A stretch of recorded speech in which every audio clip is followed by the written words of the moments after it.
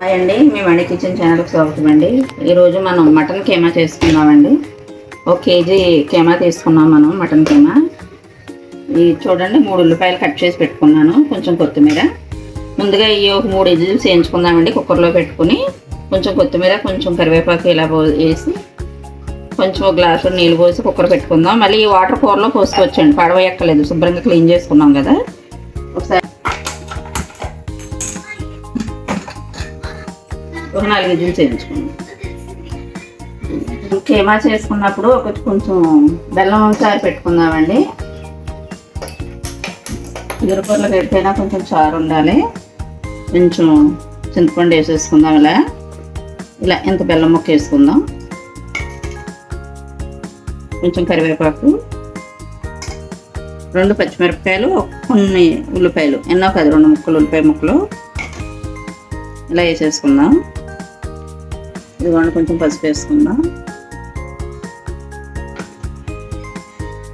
కొంచెం ఇలా వాము వేసుకోండి, చారులో కడుపు నొప్పులు అయ్యి ఉండవు. కొంచెం ఇలా కళ్ళుప్పు వేసుకోండి. ఒకసారి ఇలా తిప్పేసుకుని బాగా మరిగినివ్వండి. తర్వాత పోపు వేసుకుందాం. చారు కాగే లోపల ఈలోగా 2 మసాలాలు పట్టేసుకుందామండి. మనం 2 స్పూన్లు ధనియాలు వేసుకున్నాం, 1 స్పూన్ జీలకర్ర వేసుకున్నాం. ఇవ్వండి 4 యాలక్కాయలు, 5 లవంగాలు, 1 చెక్క ఇవి వేసేసుకుందామండి. ఇలాగా 12 రేకలు తీసుకున్నానండి. ఇలాగా ఒక పాయ అయితే 12 రేకలు అయింది. ఇలాగ వెల్లిపాయ తీసేసుకున్నాం. కొంచెం అల్లం ముక్క అండి, ఈ అల్లం ముక్క, కొంచెం గసగసాలు వేసుకుందాం. 2 స్పూన్లు గసగసాలు వేసుకోండి, కైమలోకి కొంచెం పడుతుంది. పట్టేసుకుందాం, మళ్ళీ చూపిస్తాను మీకు. చారుకి అయిపోయిందండి. ముందుగా తాలింపు వేసేసుకుందాం. చారు పోపు వేసేసి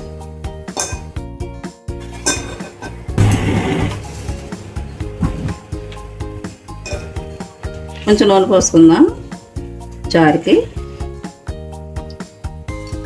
పోపులో కొన్ని ధనియాలు వేసుకోండి, చారు పోపులో. అలాగే కొంచెం జీలకర్ర, కొన్ని మెంతులు, కొన్ని ఆవాలు.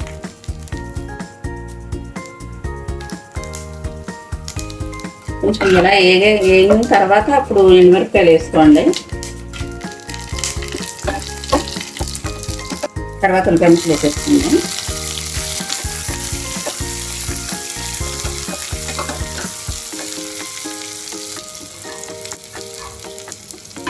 కరివేపాకు వేసేసుకోండి.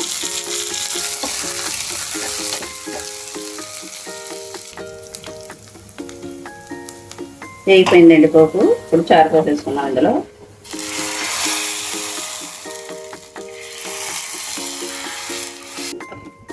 బెల్లం చారు రెడీ అయిపోయింది మనకి. ఇప్పుడు కూర వేసుకుందాం. ఇప్పుడు పెట్టేసుకున్నామండి. ఇప్పుడు కొంచెం ఆయిల్ పోసుకుందామండి. కొంచెం నూనె ఎక్కువే పడద్దులేండి, కీమా కదా. నూనె కాగిందండి. ఉల్లిపాయలు, పచ్చిమిరపకాయలు వేసేసుకుందాం. ఇంట్లో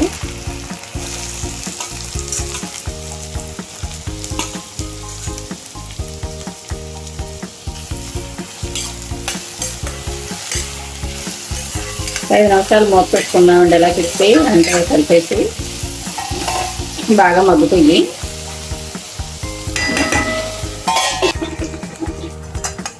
చూడండి ఉల్లిపాయ ఇలా వేగిన తర్వాత కీమా వేసేసుకుందాం, ఎందుకంటే అది కూడా వేగాలి కదా. దీంతో పాటు కుక్కర్ పెట్టుకున్నాం కదండి.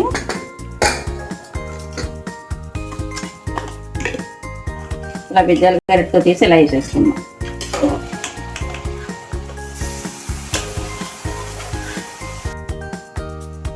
చూడండి మొత్తం వేసుకున్నాం కదా. ఒకసారి ఇలా కలిపేసుకుందాం.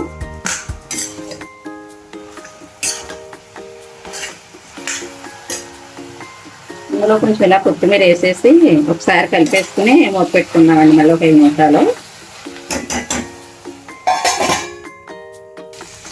ఒకసారి ఇలా కలిపేసుకుందామండి. ఇప్పుడు ఇందులో ఉప్పు, పసుపు అన్నీ వేసేసుకుందాం. ఇలా కొంచెం పసుపు వేసేసుకోండి.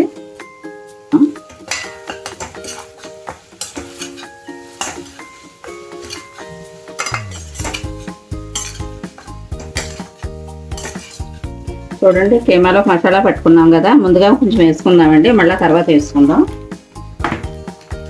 మసాలా వద్దు ఇప్పుడు ఇలా కలిపేసుకుందాం.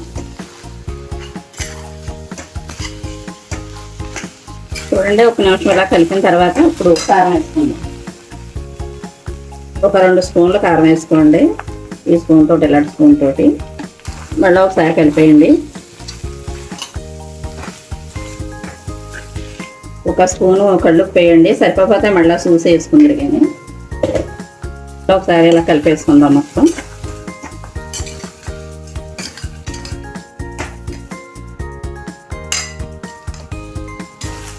చూడండి ఒక నిమిషం మగ్గబెట్టుకున్నాం కదా,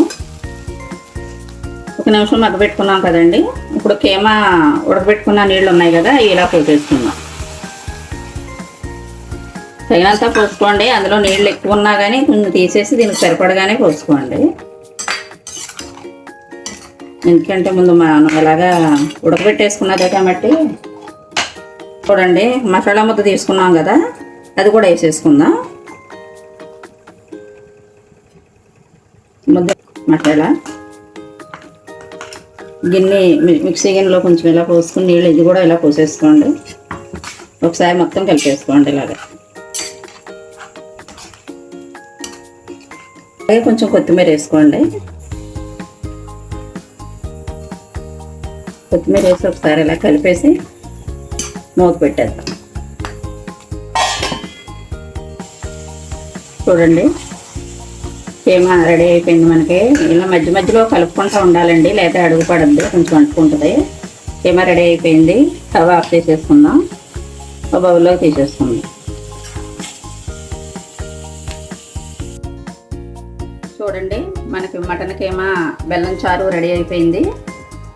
ఇలా చేసుకుని మీరు తిని వంట మీకు నచ్చితే నాకు లైక్ చేయండి, షేర్ చేయండి, సబ్స్క్రైబ్ చేసుకోండి, కామెంట్లో నాకు చెప్పండి.